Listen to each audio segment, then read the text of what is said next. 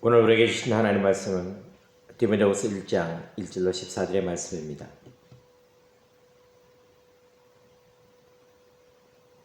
하나님의 뜻으로 말미암아 그리스도 예수 안에 있는 생명의 약속대로 그리스도 예수의 사도된 바울은 사랑하는 아들 디모데에게 편지하노니 하나님 아버지와 그리스도 예수 우리 주께로부터 은혜와 공율과 평강이 내게 있을지어다. 내가 밤낮 간구하는 가운데 쉬지 않고 너를 생각하여 청결한 양심으로 조상적부터 섬겨오는 하나님께 감사하고 내 눈물을 생각하여 너 보기를 원하면 내 기쁨이 가득하게 하려 함이니 이는 내 속에 거짓이 없는 믿음이 있음을 생각함이라. 이 믿음은 먼저 내 외조모 로이스와 내 어머니 유니게 속에 있더니 내 속에도 있는 줄을 확신하노라. 그러므로 내가 나의 안수함으로 내 속에 있는 하나님의 은사를 다시 부릴 듯하게 하기 위하여 너로 생각하게 하노니 하나님이 우리에게 주신 것은 두려워하는 마음이 아니요 오직 능력과 사랑과 절제하는 마음이니 그러므로 너는 내가 우리 주를 정언한가 또는 주를 위하여 갇힌 자 된 나를 부끄러워하지 말고 오직 하나님의 능력을 따라 복음과 함께 고난을 받으라. 하나님이 우리를 구원하사 거룩하신 소명으로 부르시면 우리의 행위대로 하심이 아니요 오직 자기의 뜻과 영원 전부터 그리스도 예수 안에서 우리에게 주신 은혜대로 하심이라. 이제는 우리 구주 그리스도 예수의 나타나심으로 말미암아 나타났으니 그런 사망을 패하시고 복음으로서 생명과 썩지 아니할 것을 드러내신지라. 내가 이 복음을 위하여 선포자와 사도와 교사로 세우심을 입었노라. 이로 말미암아 내가 또 이 고난을 받되 부끄러워하지 아니하면 내가 믿는 자를 내가 알고 또한 내가 의탁한 것을 그날까지 그가 능히 지키실 줄을 확신하니라. 너는 그리스도 예수 안에 있는 믿음과 사랑으로서 내게 들은 바 바른 말을 본받아 지키고 우리 안에 거하시는 성령으로 말미암아 내게 부탁한 아름다운 것을 지키라. 아멘. 아이들이 학교 다녀오면 부모님들이 물어보죠. 잘 다녀왔니? 그런 것처럼 하늘나라에 가면 하늘아버지께서 우리에게 물어보실 것입니다. 잘 살다 왔니? 그럼 여러분은 뭐라고 대답하시겠습니까? 그럼요. 주님 덕분에 잘 살다 왔습니다. 라고 대답할 수 있기를 예수님의 이름으로 축복합니다. 잘 산다는 건 뭘까요? 어떻게 살아야 잘 사는 것입니까? 사람마다 잘 산다라는 의미는 다를 수 있겠죠. 그런데 오늘 주제와 연결해서 보면은 잘 산다는 것은 소명을 따라서 사는 것이라 라고 얘기할 수 있을 것 같습니다. 나는 소명을 따라서 잘 살았다 라고 생각했는데 하나님 아버지께서 글쎄 라고 반응을 하시면은 엄청 당황하게 될 것 같습니다.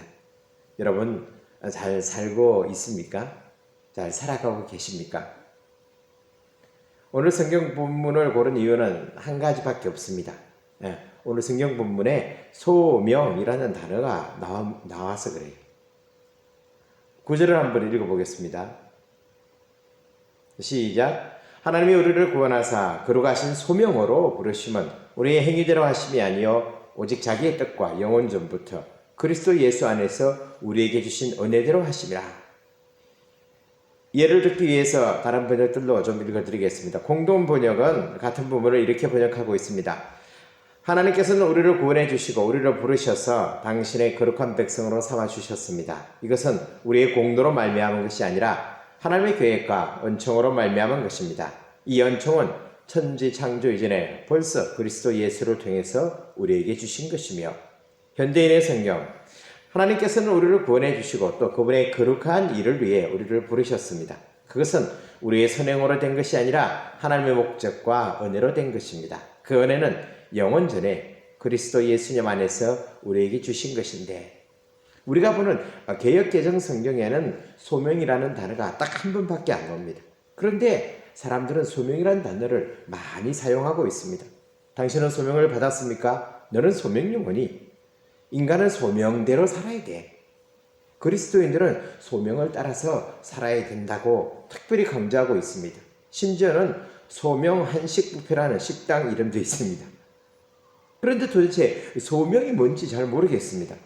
소명이 뭔지 알아야 그걸 따라서 살든지 안 살든지 할 거 아니겠습니까? 대충 의미는 알겠지만 뭐라고 똑부러지게 대답하기가 상당히 애매합니다. 그래서 국어사전을 찾아봤죠. 국어사전에 보면은 국립국어원 표준국어 대사전에는 소명의 뜻이 두 가지로 나옵니다. 첫 번째, 임금이 신하를 부르는 명령, 예문으로는 소명을 받들다가 있습니다. 두 번째는 기독교인들이 쓰는 용어로 사람이 하나님의 일을 하도록 하나님의 부르심을 받는 일, 예문으로는 그는 하나님의 소명을 받아 성직자가 되었다 이렇게 되어 있습니다. 그러면 임금님의 명을 받거나 하나님의 부르심을 입은 사람들이라면 뭔가 특별한 사람들하고만 관계된 것이겠군요 라고 생각할 수도 있겠습니다만 그렇지 않습니다. 네이버가 아니고 다음 검색 사이트 다음에서 검색하면은 뜻이 한 가지 더 나오는데 예수 그리스도 안에서 주어진 구원을 받도록 죄인을 초청하시는 하나님의 은혜로운 행위 이렇게 되어 있습니다. 오, 다음 대단해요. 그러니까 이 소명은 모든 사람들에게 해당되는 것이고 특별히 그리스도인들은 반드시 알아야 하는 것이지요. 소명이라는 단어를 한자로 보면은 불을 소, 목숨, 명 이렇게 구성되어 있습니다. 그대로 풀이하면은 부름받은 목숨, 부름받은 생명이라고 하겠지요. 영어는 콜링이라는 단어를 사용합니다. 오스 기니스라는 사람이 소명이라는 책을 썼는데 영어 제목이 The Call, 그 부름이에요. 그 부름. 내가 왜 이 책을 썼는가 라고 저자가 책에서 밝히는데 인생의 목적을 발견하고 그것을 성취하는 사람들을 위해서 이 책을 썼다라고 얘기를 하고 있습니다. 하나님의 부르심에 응답하는 것이 인간이 사는 궁극적인 이유다. 키에르케고르의 말로 표현하면은 그것은 나 자신을 이해하는 것이요 하나님이 내가 하길 원하시는 것을 아는 것이다. 그것은 나에게 해당되는 참된 진리를 발견하는 것이며 내가 위하여 살기도 하고 내가 위해서 죽을 수도 있는 그 사상을 찾는 것이다. 그래서 소명이란 하나님이 우리를 그분께로 부르셨기에 우리의 존재 전체, 우리의 행위 전체, 우리의 소유 전체가 특별한 헌신과 역동성으로 그분의 소원에 응답하여 그분을 섬기는 데 투자된다는 진리이다. 한 문장으로 정의를 하다 보니까 말이 너무 어렵습니다. 쉽게 설명하면 하나님께서 우리를 부르셨어요. 콜하셨어요. 그럼 어떻게 하면 되죠? 대답, 네, 제가 여기 있습니다. 대답하는 것, 이 응답하는 것, 그것이 바로 콜링, 소명입니다. 그런데 여기서 그치지 않고 하나님께서 불러주셨으니까 하나님 저를 불러주셔서 감사합니다. 그럼 이제 제가 뭘 하면 되겠습니까? 하고 물어봐야죠. 아니면 하나님께서 야, 내가 너를 부른 이유는 말이야 라고 먼저 말씀하실 수도 있죠. 그걸 잘 듣든지 아니면 잘 찾든지 그 명령, 그 말씀을 이루려고 살아가는 것, 그것을 소명을 따라가는 삶, 소명을 따르기 이렇게 부를 수가 있겠죠. 이분이 책을 좀 어렵게 써요. 사람들이 잘 못 알아들어서 그런지 좀 더 쉽게 구별해서 설명을 해줍니다. 소명에는 1차적인 소명도 있고 2차적인 소명도 있다.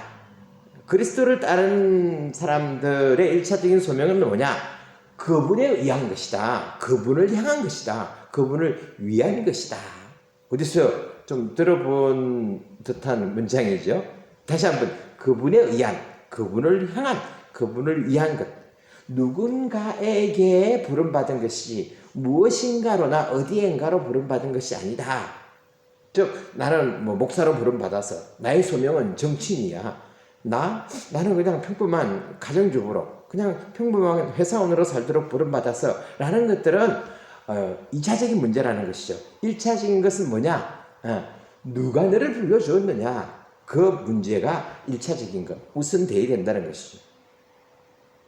그런 다음에 2차적인 것은 그 나를 불러주신 그 모든 것을 다스리는 주권적인 하나님을 기억하고 모든 사람이 모든 곳에서 모든 것에서 전적으로 그분을 위하여 생각하고 말하고 살고 행해야 하는 것이다.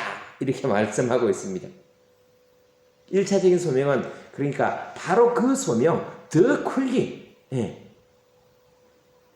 그분의 부르심이고 나머지는 내가 어디에서 무엇을 하는지 이런 것들은 소명들, 역할이나 지역 등 나에게 각자에게 받는 일을 찾아서 하는 것은 소명들이라고 해야 된다는 것이죠. 그런데 주의할 것은 이 둘이 따로 놀면 안 된다는 것입니다. 하나님이 나를 불러주셨어요. 오케이, 감사합니다. 그렇지만 나는 하나님 말씀대로 살기는 좀 힘들고 내가 하고 싶은 게 있어요. 내 계획이 있어요.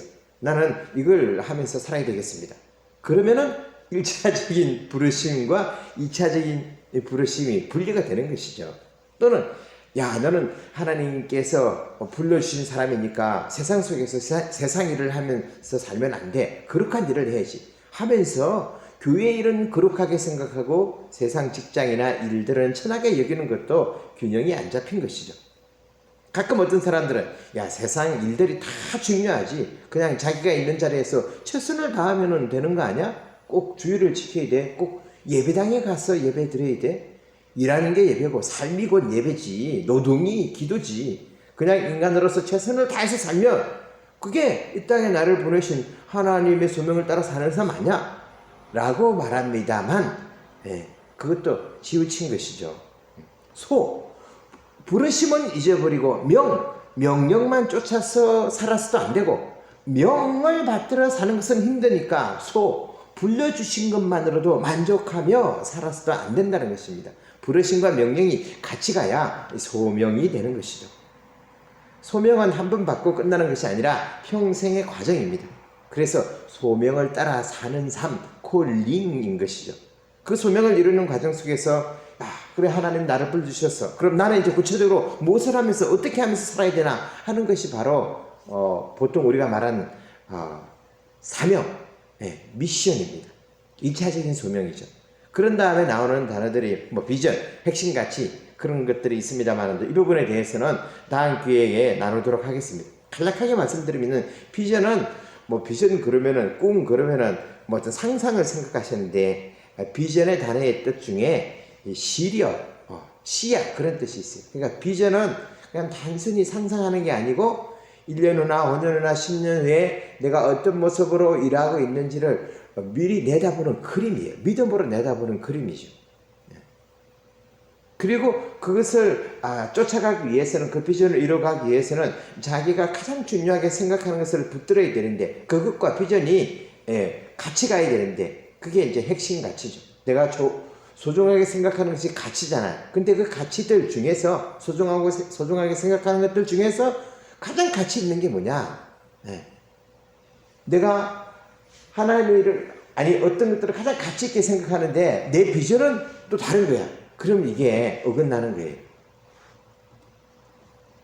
마더 테레사 이야기가 소명, 즉 1차적인 부르심과 2차적인 부르심을 잘 설명해 주고 있습니다. 그녀는 이것을 표현하기를 부르심 속의 부르심이라고 했습니다. 마더 테레사는 12살에 하나님을 위해서 살고 싶다는 생각을 했습니다. 그리고 생각을 하고 그냥 또 평범하게 살았어요. 그러다가 18살에 다시 내가 아무래도 전적으로 하나님을 위해서 살아야 되겠다라는 생각이 들었습니다. 그런데 그때는 좀 심각했습니다. 하나님께서 나를 부르시는구나 라고 느꼈죠. 아마도 그녀가 우리처럼 개신교 가정에서 살았으면 여자 목사님이 되었을 수도 있겠습니다. 그런데 당시 테레사가 사는 환경에서는 전적으로 하나님을 위해 사는 길은 수녀가 아니면 별로 다른 선택권이 없었습니다.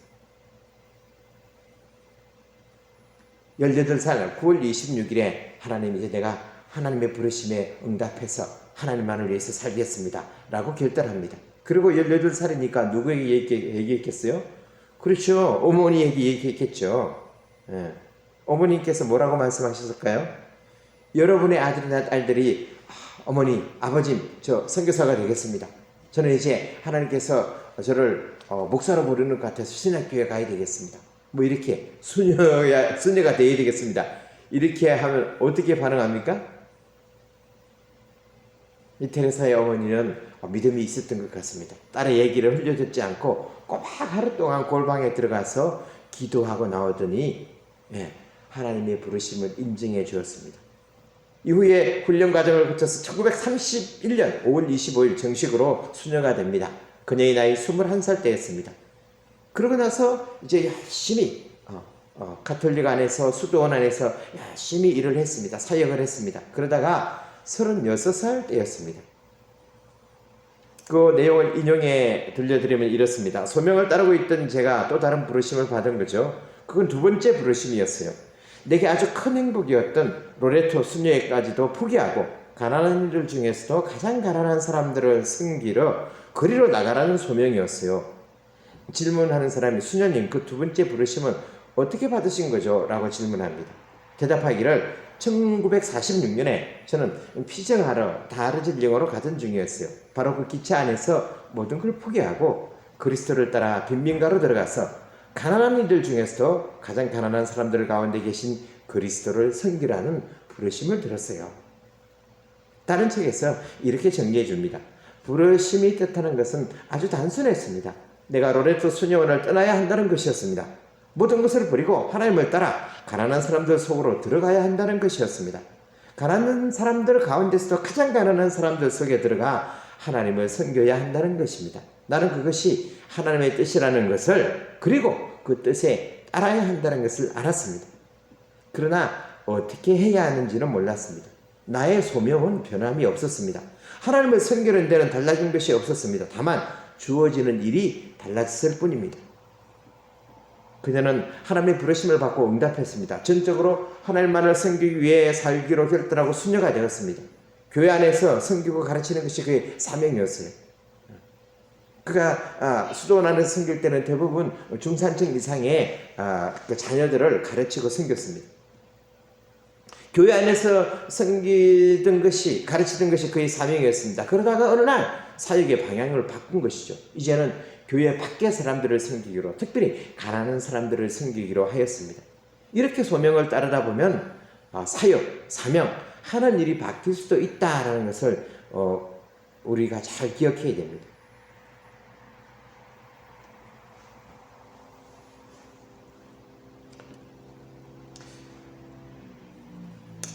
여러분의 그럼 질문을 좀 해보고 싶습니다. 잘 듣고 대답해 주시기 바랍니다. 여러분은 소명을 받았습니까? 오케이. 네. 아멘.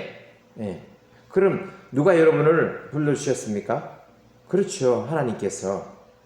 대답을 안 하시는 분도 계시네. 네. 누가 불러주셨습니까? 하나님께서 불러주시지 않으면 큰일 나요, 여러분. 네. 귀신이 나를 부르면, 마귀가 나를 부르면, 돈이 나를 부르면은, 세상 정치가, 술이, 여자가, 누가 하나님이 나를 불러주셨어요. 하나님이. 그럼 하나님께서 불러주시는 존재니까 여러분은 엄청 잘 나가는 사람이겠네요. 아니죠. 하나님께서 나를 부르신 이유는 내가 잘나서가 아니에요. 내가 마음이 착해서 성실하게 살아서 무엇인가를 하나님께 막 드려서 그런 게 아니죠. 그분은 아무 조건 없이 먼저 우리를 불러주셨어요. 내 마음과 처지에 상관없이 오직 하나님 당신 뜻대로 불러주신 것입니다. 그것을 성경적 용어로 은혜라고 합니다. 하나님이 우리를 불러주신 것 자체가 은혜인 줄로 믿습니다. 아멘. 하나님이 여러분들을 불러주셨다고 했는데 그럼 언제 불러주셨습니까? 이 질문에는 조금 고민을 해봐야 돼요. 언제 하나님께서 여러분들을 불러주셨어요? 여기서 대답을 잘 못하면은 이단에게 넘어갈 수가 있어요. 언제 구원받았습니까? 몇 월 며칠 날 구원받았습니까? 이 대답 못하면은 혹하고 넘어갈 수가 있어요. 언제 하나님께서 여러분을 불러주셨어요? 힌트를 드리면은 오늘 성경 디모데후서 1장 9절에 있습니다. 같이 한번 더 읽어보겠습니다. 하나님이 우리를 구원하사 거룩하신 소명으로 부르심은 우리의 행위대로 하심이 아니요 오직 자기의 뜻과 영원 전부터 그리스도 예수 안에서 우리에게 주신 은혜대로 하심이라. 아멘. 언제라고요? 그렇죠. 영원 전부터. 목사님, 그건 좀 이상한 것 같은데요. 내가 예수님을 믿기로 결단했을 때 그때 하나님께서 나를 부르신 건 아닙니까? 아니에요. 하나님은 영원 전부터 나와 여러분들을 부르셨어요. 그런데 내가 예수 믿기로 한 그때 내가 응답한 거죠. 예수 믿을 때. 예수 믿기로 내가 결단했을 때 그때 내가 응답한 거죠. 부르심은 그 전에 영원 전부터 있었어요. 예수 믿을 때를 다른 말로 표현하면 예수님을 통해서 나를 불러주신 거죠. 그걸 오늘 성경 표현대로 하면 예수 그리스도 안에서 언제? 영원 전부터. 무엇으로? 하나님의 은혜를. 오늘 우리가 읽은 성경 디모데후서는 바울의 말년에 거의 세상을 떠나기 전에 쓴 편지입니다. 누구에게 썼습니까? 디모데에게. 바울의 인생을 정리하다 보니까 이 디모데가 마음에 걸리는 거예요. 보니까 디모데가 믿음도 있고 가문도 좋고 구원도 이미 받았어요. 소명을 받았어요. 하나님께 이미 부름을 받아가지고 목회자로 섬기고 있습니다. 그런데 뭔가 자주 머뭇거리고 용기를 내지 못하는 모습이 보이는 거예요. 소명을 따라 적극적으로 살지 못하고 있는 거예요. 그래서 디모데의 마음을 다시 뜨겁게 하기 위해서 오늘 성경 표현대로 하면은 은사를 부릴 듯 하게 하기 위해서 이 편지를 쓰는 것이죠. 디모데는 눈물 흘리는 남자였어요. 눈물 많은. 사절에 내 눈물을 생각하여 너 보기를 원하면 이렇게 기록하고 있죠. 아마도 사도 바울과 작별할 때 디모데가 많이 울었던 것 같습니다. 또 두려움도 있었고 부끄러워하는 것도 있었다라고 기록하고 있습니다. 7절 8절을 같이 읽겠습니다. 하나님이 우리에게 주신 것은 두려워하는 마음이 아니요. 그러니까 뭐죠? 디모데가 뭔가를 두려워하고 있다는 것이죠. 복음을 전하면서 고난을 받는 것. 내가 복음을 전하다. 우리 스승님, 우리 선생님, 우리 아버지 같은 저 사도 바울처럼 말년에 고생하는 건 아닐까? 감옥에 가는 건 아닐까? 죽는 건 아닐까? 그런 두려움이 있었겠죠. 오직 능력과 사랑과 절제하는 마음이니 그러므로 너는 내가 우리 주를 정언함과 또는 주를 위하여 갇힌 자 된 나를 부끄러워하지 말고 오직 하나님의 능력을 따라 복음과 함께 고난을 받으라. 우리도 디모데하고 비슷한 것 같습니다. 소명을 따라 산다는 것이 그렇게 쉽지만은 않습니다. 힘들고 어렵고 때로는 포기하고 싶을 때도 있죠. 적당히 믿다가 천국 가면 되는 것이 꼭 피터지게 믿어야 되나 할 때도 있습니다. 타협하고 안주하고 싶을 때가 한두 번이 아니죠. 그런 우리에게, 그런 디모데에게 사도 바울은 인생을 마무리하면서 꼭 해주고 싶은 말이 있는 것입니다. 그 다음 얘기를 대충 정리해보면 그렇습니다. 그래, 알아, 디모데야. 나도 그 길을 달려왔는데 내가 왜 네 마음을 모르겠어? 두렵고 힘들지. 나처럼 감옥에 갇힐지도 모른다는 그런 두려움이 있지. 나도 하나님의 부르심을 받고 복음을 선포하고 사도와 교사로 평생을 살아왔어. 세상이 말하는 성공은 못했지만 나는 결코 내가 달려온 이 인생이 부끄럽지 않아. 왠 줄 알아? 이 일을 맡겨주신 분이 주님이시기 때문에, 내가 사랑하는 주님이시기 때문에 그렇지, 나를 불러주시고 나를 만나주시고 여기까지 달려올 힘을 주신 분이 우리 주님이야. 분명한 것은 우리 주님 예수님, 그분이 아니었으면 내 인생은 진짜 부끄러운 인생이 되었을 거야.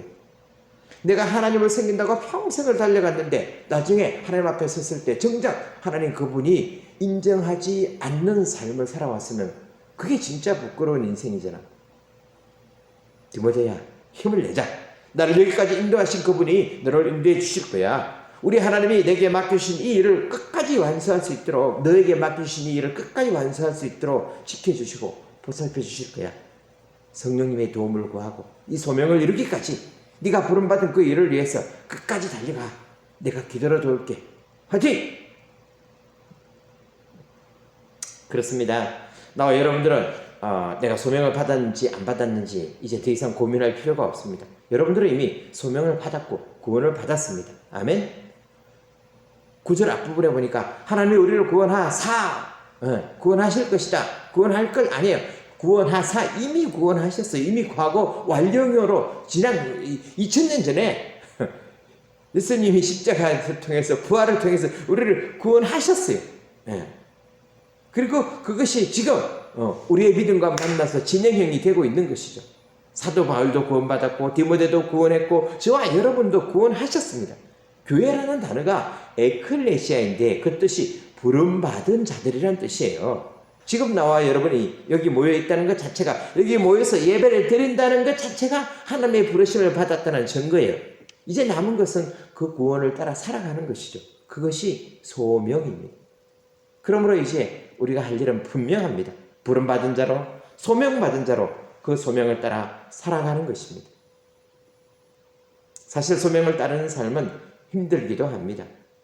그러나 마냥 언제나 힘든 것만은 아닙니다.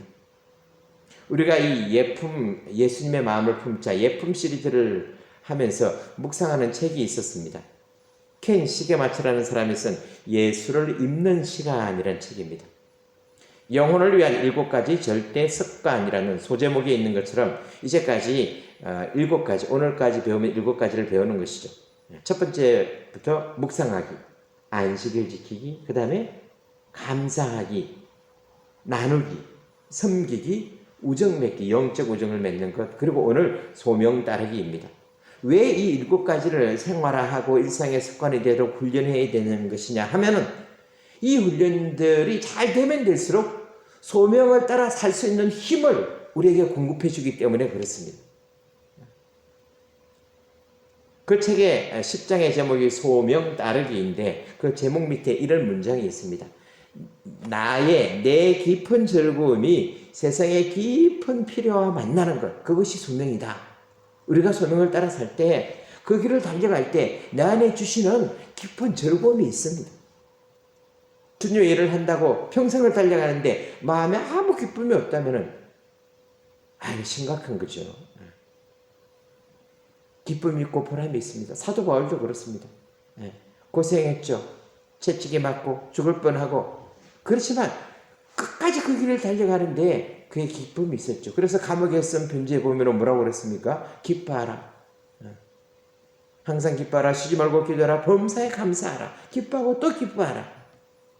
어쩌면은 이 길, 소명을 따라 살아가는 것 자체가 행복인지도 모르겠습니다.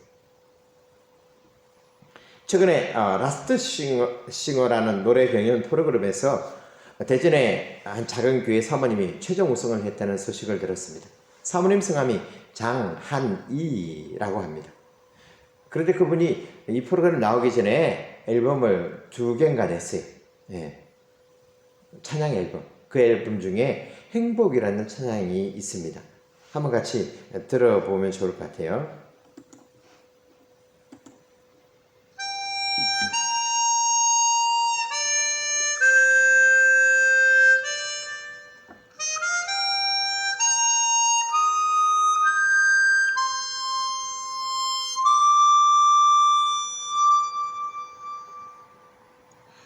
화려하지 않아도 정결하게 사는 삶, 가진 것이 적어도 감사하며 사는 삶, 내게 주신 작은 힘 나눠주며 사는 삶, 이것이 나의 삶의 행복이라고.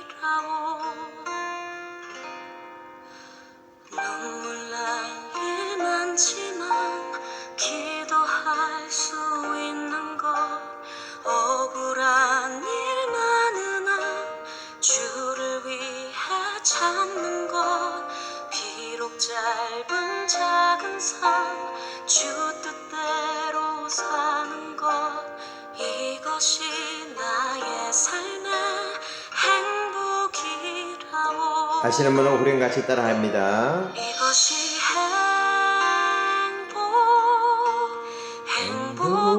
행복이라고. 세상은 알 수 없는 하나님 선물, 이것이 행복이라고.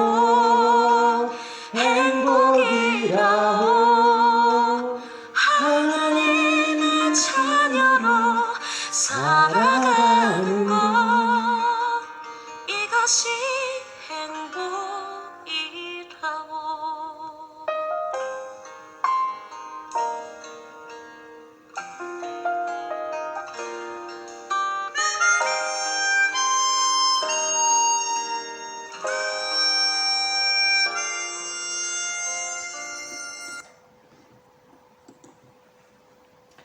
이 찬양을 들으면서 그동안 잊고 살았던 행복이란 단어가 떠올랐습니다. 내가 행복이란 단어를 잊고 살았구나. 여러분들은 언제 행복이란 단어를 기억했습니까? 행복하십니까? 소명을 따라 살아온 이 길이 행복과는 좀 거리가 멀다라고 은연중에 생각하고 있었던 것 같습니다.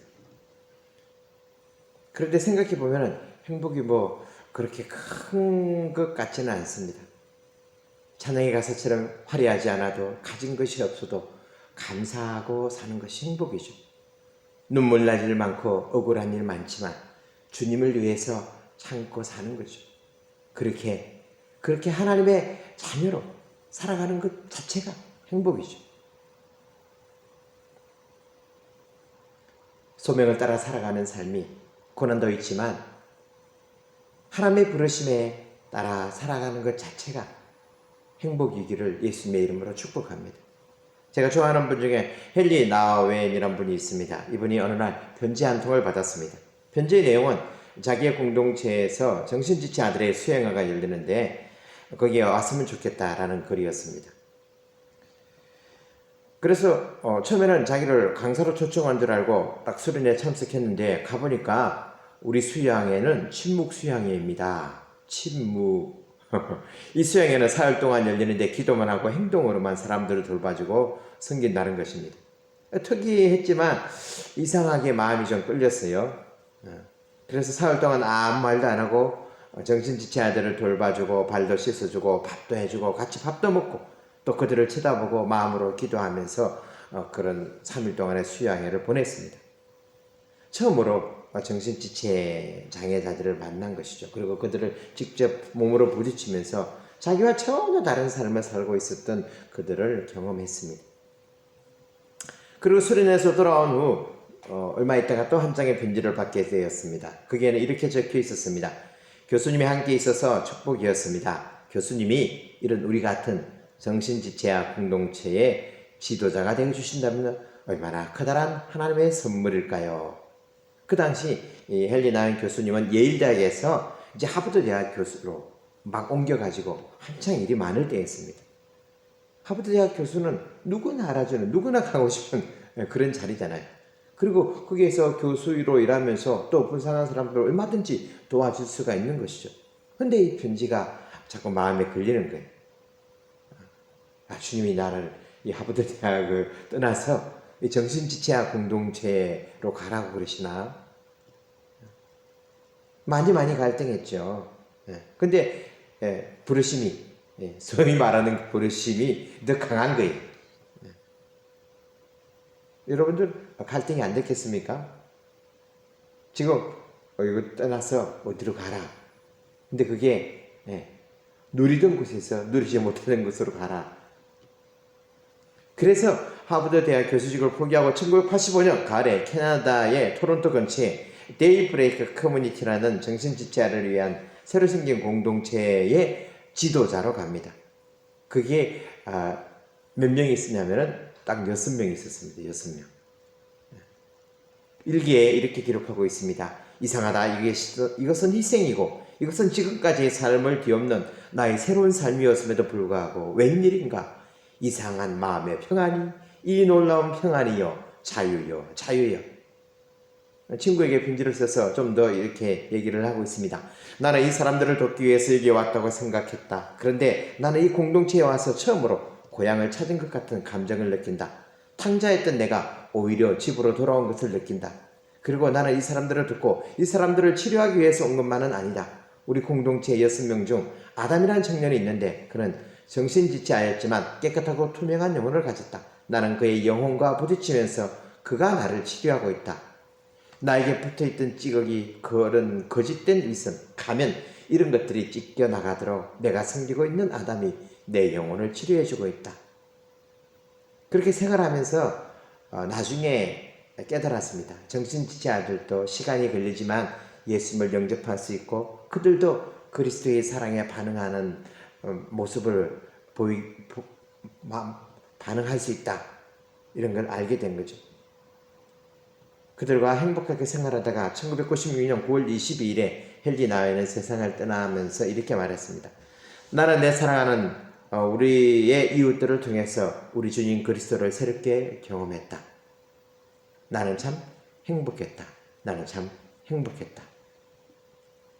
사도 바울은 에베소서 1장 18절 19절에서 이렇게 말합니다. 너희 마음눈을 밝히사 그의 부르심의 소망이 무엇이며 성도 안에서 그 기업의 영광의 풍성이 무엇이며 그의 힘의 강력으로 역사하심을 따라 믿는 우리에게 베푸신 능력의 지극히 크심이 어떤 것을 너희로 알게 하시기를 구하노라.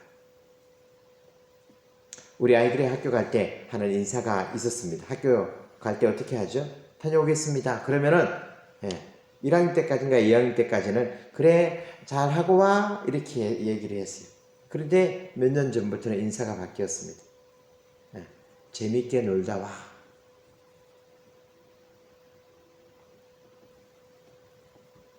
아마 하나님께서 우리를 이 땅에 보내실 때, 야, 잘해. 이렇게 보내시지 않았을 것 같아요. 야, 가서 재밌게 놀다 와. 이렇게 보내시지 않았을까? 하늘나라 가면은 하나님 아버지께서 물으실 것입니다. 정말 잘 왔다. 그래, 잘 살다 왔어? 라고 물으실 때, 그럼요, 잘 아시잖아요. 조금 힘들긴 했지만 행복하게 살다 왔습니다. 주신 소명을 따라, 부르심을 따라 살다 보니까 어려움도 많았지만 재미있기도 하고 행복했어요. 라고 환하게 웃으며 대답하는 저와 여러분이 되기를 예수님의 이름으로 축복합니다. 기도하겠습니다. 주님, 우리를 불러주셔서 감사드립니다. 구원으로, 생명으로 불러주셔서 감사드립니다. 주님 나를 부르셨으니 내 모든 생명 주를 위해 드린다 해놓고 내 생각과 계획을 따라 살았음을 고백합니다. 소명을 따라 살아야 하는 줄 알면서도 머뭇거리고 핑계하고 두려워했음을 고백합니다. 이 길이 힘들어 때로는 눈물도 흘렸습니다. 그러나 되돌아보면 주를 위한 눈물이 아니라 나를 위한 눈물이었음을 고백합니다. 용서하여 주옵소서. 이제 다시 부르심을 따라 새롭게 살아가기를 소원합니다. 어렵고 힘든 길이지만 돌이켜 생각해보면 이미 주님께서 걸어가신 길, 승리하신 길이기에 우리도 십자가에 달린 행복한 사나이 예수 그리스도를 따라가기를 원합니다. 화려하지 않아도 가진 것이 없어도 감사하며 내게 주신 이 작은 힘으로 누군가를 위로하며 살게 하여 주시옵소서. 눈물 나는 일 많고 억울한 일 많지만 인내로 달려가게 하여 주시옵소서. 땅에 살아도 하늘나라 행복으로 살아가게 하옵소서. 주님, 하나님의 자녀로 살아가는 것이 참으로 행복임을 더 깊이 깨닫게 하여 주시옵소서. 그래야 해서 먼 날 하늘 아버지 만나는 그날에 웃으며 행복하게 살았노라고 고백하며 그 넓은 따뜻한 아버지의 품에 안기길 원합니다. 소명의 길, 행복의 길로 우리를 불러주시고 먼저 그 길을 걸어가신 우리 주 예수 그리스도의 이름으로 기도드리옵나이다. 아멘.